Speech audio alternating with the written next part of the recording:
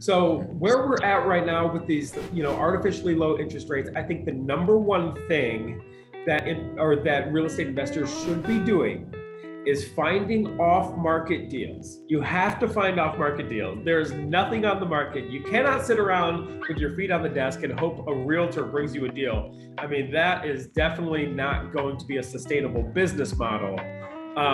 So we've got to find off-market deals, from motivated sellers or motivated properties that need work. And that's where the DealMachine app really comes into play. I think that's what investors should be doing. We got to find off-market deals. And then from there, you can either sell that property in this hot market, you can make money if that's what you need, or, raise the private money, buy the property, get it fixed up, and then turn around and refinance. I think a huge opportunity right now, Matt, is taking advantage of the low interest rates. Dave, thank you for joining us for our Thought Leader Spotlight series. I'm your host, Matt Camp, head of partnerships with DealMachine. On these, we really like to shine a spotlight on industry experts like yourself, really hear your inspiring stories and educate our audience on the lessons you've learned and really how you see the market and the world evolving. So today, really excited to welcome on Dave Payerchin. I know your partner we had on a previous episode, RJ Pepino. So, we'll link to that here as well. It's going to be exciting to hear your side of the story too. I know you're a real estate investing expert, have a passion for macroeconomics. So we'll dive into that a little bit. You started in construction and really kind of sounds like you self-taught yourself on real estate investing and through books and whatnot. And then all the way up to now, you've built a portfolio primarily using BRRRR and focused on single family rentals, but you own and manage a team of 7, have a portfolio of 150 plus properties producing over 100K a month in cash flow. You buy and sell over 100 properties a year with that team, and you've raised over $30 million of private money. So really excited to hear your perspective, and welcome on, Dave. Thank you very much for having me, Matt. Yeah, to kind of start, before we dig into the more macroeconomic topic, can you talk a little bit more? I know I read your bio there, but can you talk a little bit more about your real estate investing journey and maybe a few pivotal moments that really got you where you are today? For sure. So I'm actually from Cleveland, Ohio originally, and then I was one of the kids where I was never a great student. I was very social and just didn't really care about school throughout high school. So right after high school, I just packed up and moved out west because I wasn't going to college or anything like that. So I moved out west to do construction, as you kind of mentioned in the bio there, and I was doing construction, and then I worked a second job doing telemarketing and sales for the old company MCI WorldCom. A lot of people don't realize there used to be a thing called long distance, that you had to pay an additional monthly fee on your landline at home to make long distance calls outside of state or outside of the country, right?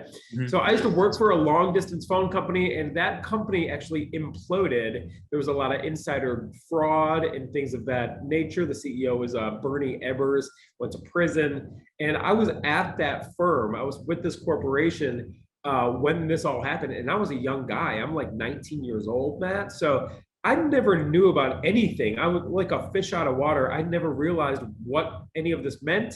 But I literally worked with people who had, fill up a box and get fired that day, and they lost their retirement and stuff like that. So I realized at a young age that the corporate America kind of thing, although I probably could be very successful in that type of environment, it was not going to be sustainable. And I've always been driven, always wanted to be successful. So I found real estate, and I kind of started from, reading books at bookstores. And when I was 23, I had invested in several real estate courses. And you guys know, I mean, it's whatever it takes. You got to read the books, do the courses, get out there and take action. So I started wholesaling when I was 23. The year was 2005, and that was in Phoenix, Arizona. So the real estate market was like piping hot. And they were giving away loans like candy. You didn't even have to have a credit score to get a loan, a second and third mortgage on these properties. So I was all caught up in that real estate bubble, and I was wholesaling during that time. So my very first 12 months in real estate as a wholesaler, driving for dollars, as a matter of fact, so we can get into that. That's how I started my career. Big believer in that method for finding leads and deals, by the way. So I'm sure we'll touch on that a little bit. DealMachine is something. Yeah, maybe a little bit here and there. Yeah. Consistently. But so my very first 12 months fiscal year in the business, I was able to make over $180,000 for myself. And if you give that amount of money to a 23-year-old with a big ego and no financial education whatsoever, it's like a ticking time bomb. And then everything imploded on me when I was, in 07, 08. I wasn't able to wholesale anymore, but I had accumulated a lot of debt. And I accumulated like nice cars. I used the cash that I was making to buy things and not assets. And I completely went belly up. So I had to go back to the workforce for a while. And I always had a heart for real estate. So I wanted to get back into real estate. And that's what I did in 2012. And this time around, though, I wanted to not just be a speculator. I didn't want to just flip properties and count on a hot market to be able to generate cash. I wanted cash flow. So with my business partner, we started buying rental properties in 2012. And to this day, now we have a number of rental properties. We still flip a lot of properties right now, but that's been kind of my journey. It kind of rose from the ashes, if you will. I had to learn the hard way that, if all we do as investors is flip properties, we're always going to be kind of chasing the next deal, right? Mm-hmm. And I learned the hard way, went belly up, like I said, and here we are today, still buying assets and buying rentals. And, I wouldn't have it any other way. It wasn't the easiest path, but here we are. Yeah. And I mean, you guys put out great, I really enjoyed having RJ on, but you guys put out great content on YouTube. You've got your site we'll link to as well, because you have multiple really solid courses in a variety of areas. So we'll dig into some of those, later on here too. But I think one thing that you have a great perspective on, having been through all of that, having tried many different strategies, having built up this portfolio, I think you have a really good pulse on the market today and kind of your thoughts on, where things are headed. So I'd love to start there, maybe hearing a little bit about your outlook today, and then maybe more around your investment thesis for the next, 3 to 5 years moving out. Would love to hear your thoughts. So the number one thing right now, Matt, I don't care where your listeners are at in our country, the market is hot. And why is the market hot? Well, there's very low inventory. Everything about economics is supply and demand, right? And we're in an environment right now where the demand is extremely high because the interest rates are so suppressed and so low, historically low interest rates, and the supply is scarce. And why is the supply scarce? Well, a lot of people, if they were to move and sell their house, this is what we're finding with the sellers who call us. They say, yeah, I might be interested in, selling. What would you give me for the property? But then they say, where would I go? Because if somebody was to sell a property, chances are they're not going to be able to really afford something else because of the current state of the market, right? So where we're at right now with these, artificially low interest rates, I think the number one thing that real estate investors should be doing is finding off-market deals. You have to find off-market deals. There's nothing on the market. You cannot sit around with your feet on the desk and hope a realtor brings you a deal. That is definitely not going to be a sustainable business model. So we've got to find off-market deals, from motivated sellers or motivated properties that need work. And that's where the DealMachine app really comes into play. I think that's what investors should be doing. We got to find off-market deals. And then from there, you can either sell that property in this hot market. You can make money if that's what you need, or, raise the private money, buy the property, get it fixed up, and then turn around and refinance. I think a huge opportunity right now, Matt, is taking advantage of the low interest rates. Interest rates are ridiculously low. And I believe that in 15, 20 years from now, we'll look back, and if you're not taking advantage of the 30-year low interest loans and funding and financing right now, you're going to regret it. Agreed. Yeah. And I appreciate the plug there. We're always telling people, like, regardless of the market condition, I think off market is the smart route. It's the only way. Especially right now. You're starting. This is where I got my start, is driving for dollars is the best, because guess what? When a market is hot, which it is right now, everybody comes out of the woodwork. Everybody's a real estate investor, right? I mean, you go to one course, everybody's cold calling, everybody's sending text messages, including me, guilty as charged. We have 5 cold callers on our staff pounding the phones all day. But there is no better way to find off-market deals than driving for dollars. And if you're a one man or woman show, or maybe you're a small company, I would be driving for dollars every single day. That's what I would be doing. Love it. Yeah. And then so with that in mind, how are you guys kind of changing your investment strategy for the coming years? Like, have you kind of thought through or made specific changes on how you're approaching investing currently?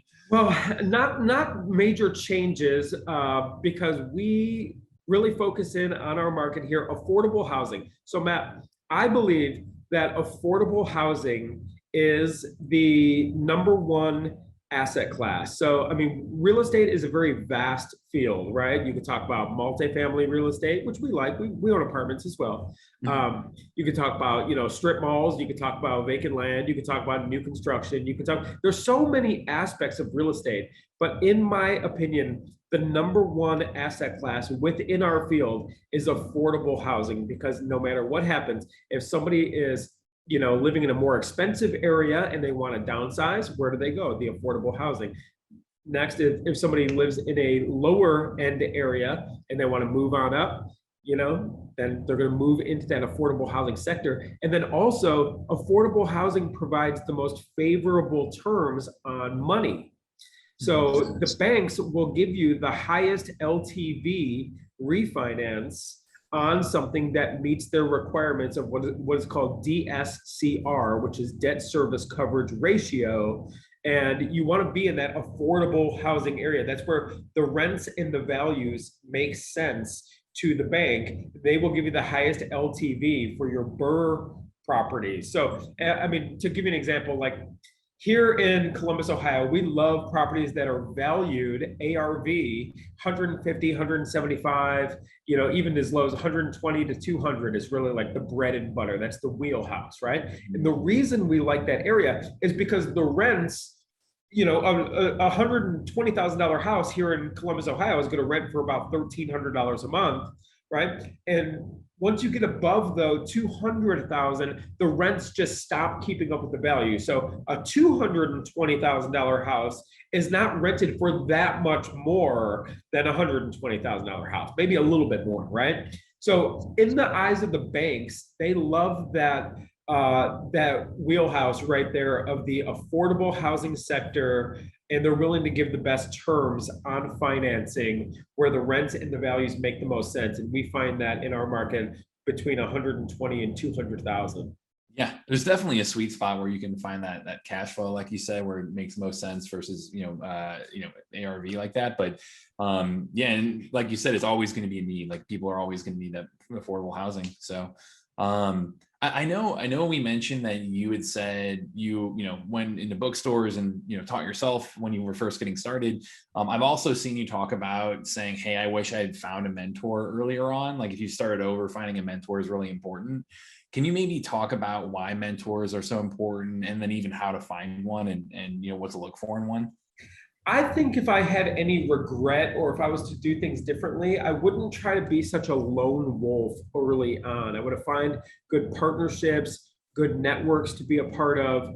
I think a lot of us, especially when you're young, 23 years old, it's you against the world. You want to prove to your family, prove to your peers, prove to the world that you do have what it takes. Especially me. I didn't, have what it takes for college. So I had a chip on my shoulder and I wanted to get out there and just be successful. I mean, it was such a driving force for me to show everybody else that I was capable of being successful, right? So if I was to do anything differently, Matt, I would definitely, I would have expanded my network much faster than just trying to do everything by myself. I spent years and years and years all alone in this business and just doing the deals by myself. But you really cannot scale any company without a team.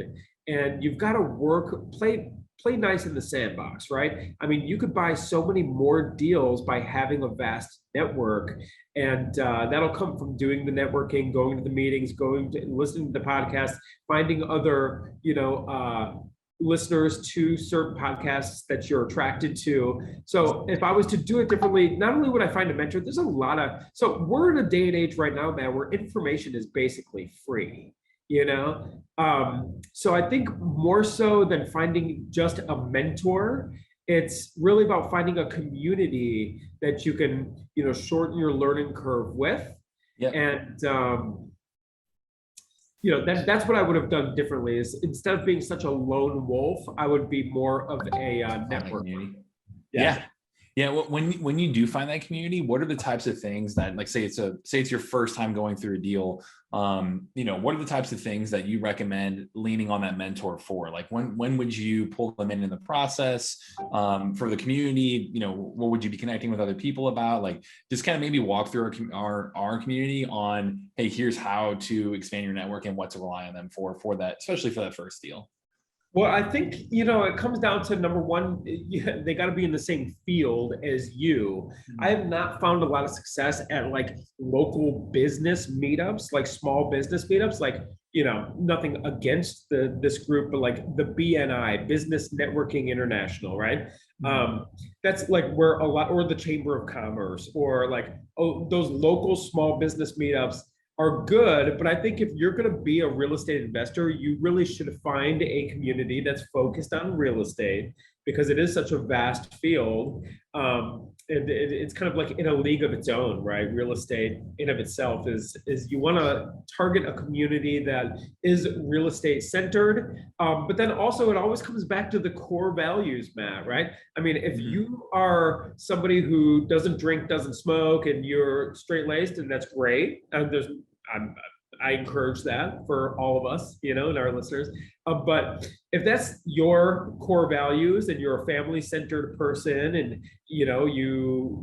that's how you operate every day, you probably don't want to join a real estate community full of a bunch of, young 20-something-year-olds who go out to the bars every single night and they're all, partying it up and going to try to meet people. It's like, you've got to find the core values that resonate with your lifestyle, or it's just not going to be as effective. And there's plenty of networks out there. You just got to kind of find, I would say, the core values, know who you are and own that, and don't try to change your own behavior to fit into a community that just doesn't resonate with you.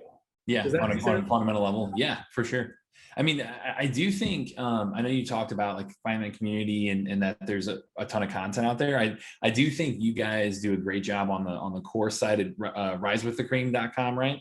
Yes, that is our site. We do have a community, risewiththecream.com. And then if any of your listeners are interested in this type of conversation, our YouTube channel is The Cream, that stands for Cash Flow, Real Estate, and Money, by the way. Nice. The Cream, Real Estate Investors on YouTube. Okay, perfect. Yeah, we'll make sure to link to that too. Within that, I mean, I know one portion you talk about often on your site, and one of the courses you have is on acquiring off-market deals, like you touched on earlier. Can you maybe talk through your lead generation plan, your marketing plan, the current state of that, where you guys are seeing the most success for acquiring off-market deals right now? Absolutely. So I was just thinking about this today, Matt. So we do a lot of marketing and we buy a lot of lists. We buy a lot of data. We cast a wide net. We're in numerous markets. But if I didn't have a team, and if I was a smaller operator, if it was myself and maybe a partner, or just myself and my wife or something like that, I would go deeper before I go wider. Okay. So with our current team, we have, people banging the phones. So we keep them busy by buying data in numerous markets and whatnot. If I was a smaller operator, like I said, I would go deeper instead of wider. And I think DealMachine is great for this, but I would target very niche lists. If you don't have the capacity to handle, 6, 7, 8 leads a day, right? Then you're going too wide. I would work harder on a smaller amount of leads than just kind of like wham, bam, thank you, ma'am, on a large number of leads. I mean, you just can't work them all. I mean, so you got to like kind of target the off-market acquisition strategy that fits your team, right? So I would say that right off the bat, but I was thinking about this today, Matt. And you know where we find the best deals? And I might be the first one on your podcast to share this, but it's so true. And I promise you, anyone who you interview would probably concur. They would probably agree with this. So very good deals come from people who own a home but don't live in it. So it's like an absentee landlord type of situation, right? They own it as a rental, but they are renting it to a family member. Interesting. Right? Because whenever that family member, you give them an inch, they take a mile. You give them a mile, they take your life, take your savings. Yeah, no. Whenever a family member is living in a seller's property and they're not paying, it puts the seller in a very uncomfortable situation because they don't want to be the bad guy or gal to actually, boot this person out.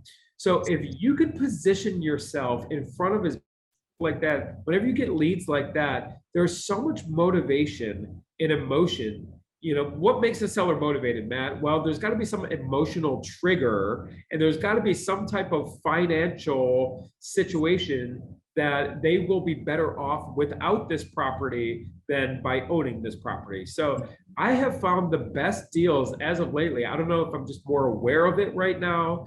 Maybe it's because we're training a new acquisitions guy and this just like dawned on me. But we buy so many properties from people who are renting to a family member who don't want to do the dirty work of actually removing this family member. They would much rather sell it to us. They don't care about getting much out of the property. They just don't want to be the bad guy or gal and have to have that tough conversation with the person who's been milking it or living there. And, that's just a realization I've had recently.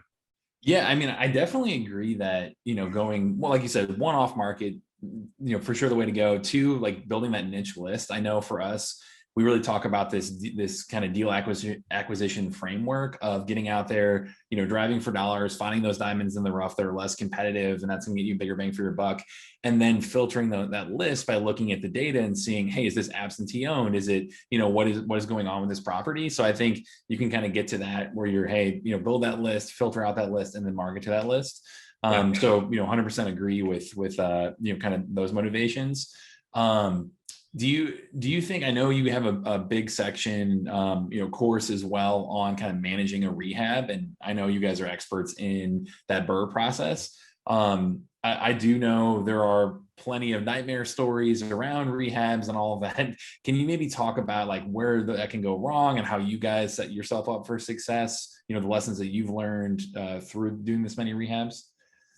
Yes, and it really boils down to this, treat any contractor as a professional. Number one, this is a person it needs to be a team type of situation. So it's not you versus them, right? It never really works out when there's ultimatums involved. And it's like, you better do this, or I'm going to do this. Once any conversation or business arrangement turns into an ultimatum, excuse me, it generally is going to end badly. So for one, treat everyone on your team or who's working on your properties as a team member, but also treat them as a professional. And if they are a professional business, then they should be able to buy materials and front some labor if they have staff, So the moral of the story is don't pay contractors and 100% off until the job is done. It sounds like common sense, and you're going to get a lot of backlash from contractors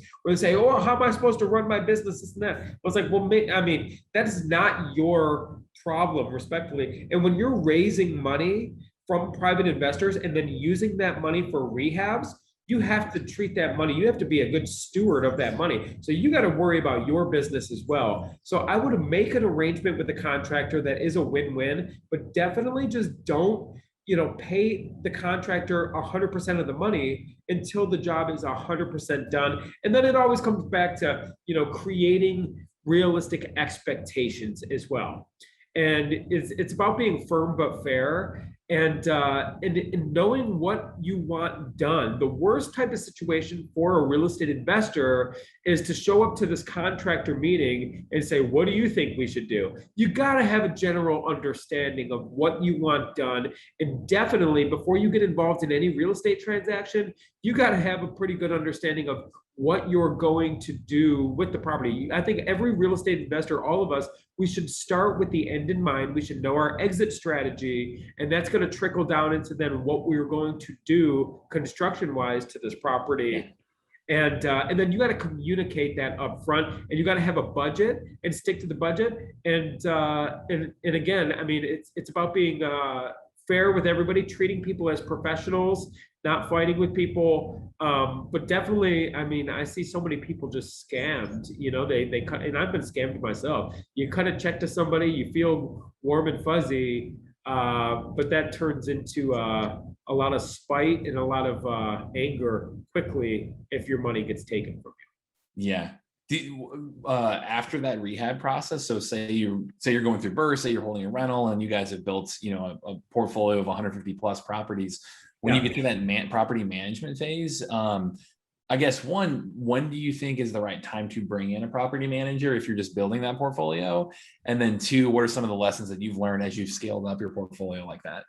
Great question, Matt. I will be upfront with you, and I don't think I've ever said this on a podcast either, but I think I'm a bit, I don't know, I've grown in my own career.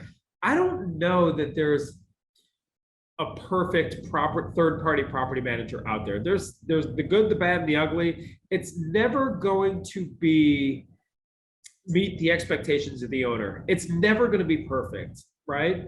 So I would say if you're building a portfolio, you should do it by yourself for, I would say, at least 30 properties. If you're a full-time real estate investor, I don't know where that number comes from. I don't have a, tried and true number here for you, Matt, but you've got to know what you're doing. If you're going to do this full-time and you're going to build a portfolio of 150 properties, you better know how to manage properties. You better know the real estate laws in your area about eviction law. You better know how to do lease signings. You got to know how to do it yourself. If you just want to build this big portfolio and you're 100% reliant on third-party management, I think you potentially could run into a situation where you could end up getting hosed. I mean, when you're building your portfolio and you do it by yourself, you're going to know what things cost. You're going to know how to kind of talk to tenants in such a way that you could get them to do the three most important rules. What the three most important rules are, Matt? Number one, pay your rent on time. Number two, don't fight with your neighbors. And number three, don't damage the property. I mean, if you're not in a situation where you're comfortable having this conversation with a tenant, you can't just rely on somebody else to have these conversations for you. And a property manager is never going to care about your wealth building, your financial freedom, and your assets more than you are. So I do think investors, if you want to go big with this thing and build a big portfolio, I do think you should at least know the ropes and be out there in the streets learning those lessons when you're first building it. And then after a number of properties where you feel it's scalable, it is okay to bring on a third-party property manager. Just don't expect things to be as perfect as when you were doing it. You got to have a little bit of leeway because that's just the nature of the business here. Yeah, that's really good expectation setting. So I appreciate that. I know one thing I wanted to touch on again too, you talked about you were a lone wolf for a long time and that you kind of, wish that you found that community, maybe built that team a little earlier. Now you guys have, 7 people currently on the team, right? You said? And you're I think more. Yeah. We got a number of cold callers, but it's about 7. I think that there's actually more. Yeah. Nice. Yeah. So looking back at that journey, what, as people do go through this and there's plenty of people watching this that own one or maybe a handful of rentals and are, building, starting to build up that team. Do you have a recommended framework of what a great team looks like? Who you would hire first? Like, yes, run through that? I do. Great questions. today, Matt. It's one of the funnest podcasts I've ever. I can't stand getting on podcasts where we just chit chat about the weather. It's like I don't care about that stuff. You're asking really good questions, and it's very valuable for your listeners. So I do have a preference. What I think us as real estate investors, the very first hire, I believe, should be an administrative staff, and it could be a virtual assistant, and it really to help with the data aspect of it, right? And the follow-up, lead management. Even if this virtual assistant is just handling all of your data, cleaning up lists, and contributing with the administrative stuff with the marketing, because you got to keep the marketing engine working at all times. And a virtual assistant is very capable of doing that, keeping your lists clean, so you're not mailing or, marketing to numerous duplicates, or another VA just to do follow-up, calling all your old leads. After you've been marketing for a while, you're going to find you have a database of several thousand leads, so you always want somebody just calling the old leads. Are you ready to sell yet? Because a lot of times somebody will call you, they're not really ready to sell right off the bat. So, and then if it's not worked consistently in a CRM, it could get pushed to the wayside, right? And then you're missing out on those deals. Not every lead is going to be a wham, bam, thank you, ma'am, lay down, I'm ready to sell right now. Those are going to come too. You're going to have plenty of those, and it's going to kind of put food on your table now, but a lot of these things take nurturing and they take follow-up. So I would say the first two people or positions to fill, I should say, for a real estate investor is number one, an administrative staff to work on the spreadsheets and help with cleaning up the phone numbers, maybe even importing the numbers into your dialer if that's what you're doing. Just work that offline. Yeah, help with the return mail, help with whatever, this administrative person is going to help. And then some kind of lead manager / follow-up person where you always have somebody on the phone, and at least just saying, are you ready now? No? Okay, we'll call you back in a month. Are you ready now? That'll serve you very well. And then I think if somebody's just getting started, they should take the calls themselves. I did a video about this recently, Matt, where I said, look, the biggest priority for you as a real estate entrepreneur should be getting on the phone, answering the phone. I had a $40,000 mistake this week. We had a seller contact us through the web over the weekend. I missed it. Our lead manager was off this weekend and off on Monday, so we didn't get around to this lead until Tuesday. Right? I should have had coverage. This is a lesson learned on me. But the ARV was 330. He just wanted 265. He put that in the notes. The ultimate laydown deal is like, all I want is 265. I need to move. So you need to be on top of these leads. So I would suggest also, if you're just getting started, don't try to outsource the sales and negotiation with motivated sellers. Take it on yourself. No, you can hire a virtual assistant, you can hire somebody else. Nobody is going to be able to negotiate and get great deals better than you. You should be taking the calls, you should be working the fresh leads, right? And then outsource the admin and the follow-up. Yeah, I mean, I think there's plenty of people watching this too who maybe they have a sales job or had a sales job in the past or had some kind of customer service, some kind of job where they're used to interacting with people. And even if you haven't, it's something that as you put in the work, you get better and better at. So I definitely agree that taking those leads yourself, you're going to learn much more. And like you said, you're going to build out a team to support that. Yeah, I mean, I think a lot of what you talked about too, in terms of those consistent follow-ups, that's, we're building out DealMachine to help our members do that. Like we have a task manager function now. We have, you can customize your pipeline here if you're on our top plan. So we're definitely trying to help people because we're, like you said, it takes a consistency of leads and a consistency of touch points with those leads because, some of the people are going to be ready now, some that's going to be months down the road. So, this has been awesome today. One other question I wanted to dig into here before we have to jump. Okay. I know when we had RJ on, we asked him about finding a great business partner. So I'd love to hear you on the other end, like you've been working with him for nearly a decade. What made you team up with him? Do you have tips for finding and evaluating and selecting a partner yourself? Like would love to hear kind of your partner journey. So, I mean, it'll be a chapter in the book one day, but the hardest ship to sail is a partnership, right? Nice. And the number one quality, the number one and number two, but the number one, let's just talk about the number one quality is just honesty. If you're jumping in bed with a crook, you're gonna get robbed eventually, right? You're gonna get screwed. And so I would say honesty by far number one, and then a distant number two would be work ethic, right? Honesty has to be the number one thing. Obviously, it sounds very cliche, but if somebody is, if they're not willing to come through on small agreements, they're likely not willing to come through on large agreements. This is like fundamentals, but it's true. And then the partnerships that I see rarely work out, Matt, are the ones where one partner is like, I'll bring all the money, and then the other partner is like, well, I'll be the operator or the boots on the ground. The boots on the ground person always ends up getting the short end of the stick simply because there's so much work involved with being an operator. And then, you don't need a 50% partner to, oh, I'll put up all the money. That's great for 50% of the business. You don't need that. You could find a private money lender who's going to give you money at 10% interest only. You don't have to give up any of your business, any of the equity in the company, right? So partnerships that rarely work out is where one person says, oh, I'll bring the money. The other says, oh, okay, I'm going to do boots on the ground. I'm going to do the boots on the ground kind of thing. So be careful of that and to stay away from those types of partnerships. And any partner that you bring on should be willing to do any job within the company in any department, whether it be acquisitions, dispositions, property management, rehab. They should be willing to wear any hat at any time to make it kind of an equal type of partnership. Yeah, love it.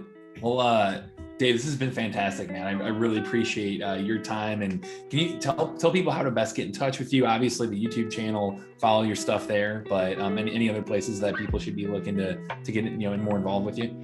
For sure. So I post daily on Instagram, and my handle is @TheRealDaveP. And then just YouTube, man.